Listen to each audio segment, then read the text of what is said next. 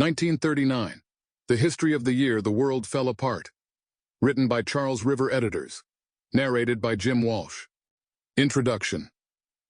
My good friends, the mustached, bony man with thick eyebrows and large, strong teeth somewhat reminiscent of those of a horse, shouted to the crowds from the second-floor window of his house at 10 Downing Street, "This is the second time in our history that there has come back to Downing Street from Germany peace with honor.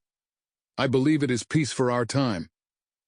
The man addressing the crowd, British Prime Minister Neville Chamberlain, had just returned from the heart of Nazi Germany following negotiations with Adolf Hitler, and the crowd gathered outside the English leader's house on September 30th, 1938, greeted these ringing words with grateful cheers. The piece of paper Chamberlain flourished exultantly seemed to offer permanent amity and goodwill between democratic Britain and totalitarian Germany. In it, Britain agreed to allow Hitler's Third Reich to absorb the Sudeten regions of Czechoslovakia without interference from either England or France.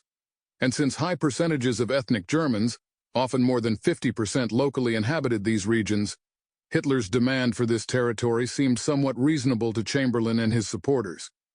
With Germany resurgent and rearmed after the disasters inflicted on it by the Treaty of Versailles following World War I, the pact known as the Munich Agreement held out hope of a quick end to German ambitions and the return of stable, normal international relations across Europe. Of course, the Munich Agreement is now notorious because its promise proved barren within a very short period of time. Chamberlain's actions either failed to avert or actually hastened the very cataclysm he wished to avoid at all costs. The Munich Agreement of 1938 effectively signed away Czechoslovakia's independence to Hitler's hungry new Third Reich, and within 2 years, most of the world found itself plunged into a conflict which made a charnel house of Europe and left somewhere between 60 and 80 million people dead globally. Many people hailed Chamberlain's success at diffusing Nazi aggression by handing over Czechoslovakia tamely to Hitler's control, but others remained dubious. Édouard Daladier, the French Prime Minister, later told Amory that he turned up his coat collar to protect his face from rotten eggs when he arrived in Paris. A Foreign Office man, Orm Sargent, was disgusted, and he later said bitterly, "For all the fun and cheers, you might think they were celebrating a major victory over an enemy instead of merely the betrayal of a minor ally."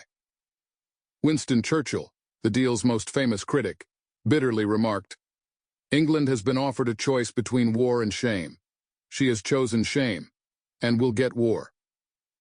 Munich is widely reviled today and is held up as the epitome of appeasement, but historians still debate its effects on the Second World War, as well as Neville Chamberlain's character and motivations. Some believe that... Sample complete. Ready to continue?